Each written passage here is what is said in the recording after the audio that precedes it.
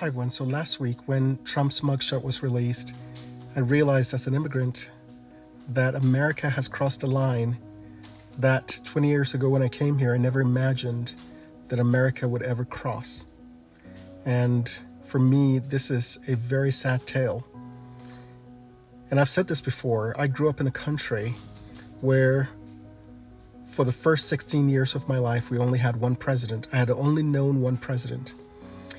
And I remember as a kid asking my parents why we didn't have any ex-presidents and learning that the dictatorship under which I grew up, that dictator had executed 3 prior presidents of the country for corruption.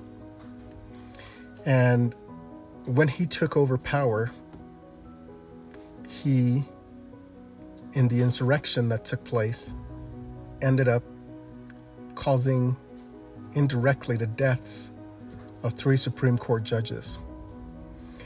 And so when people talk about arresting or persecuting your political opponents, and when they say this is an example of what banana republics do, many of us who have come here from those banana republics understand what it means when the administration of the sitting president targets his political opponents.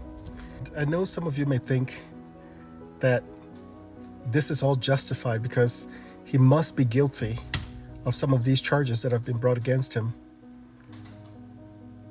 But once this line has been crossed, if you believe that future administrations would not now consider this a viable path to take out their opponents, then you are sorely mistaken.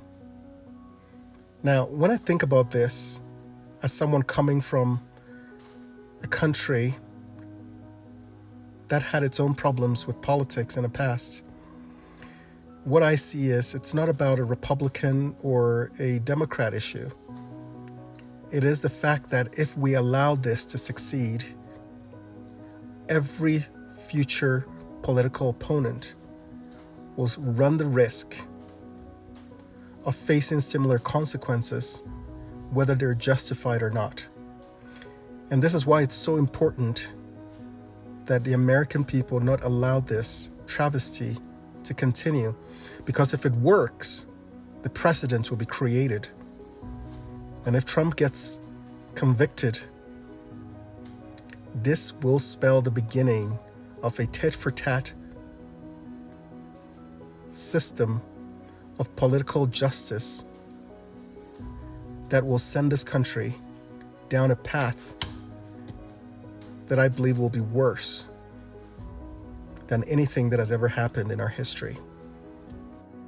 I sincerely hope that we can turn away from this chapter and let people make political decisions at the ballot box and not use the legal system as a way to eliminate political opponents.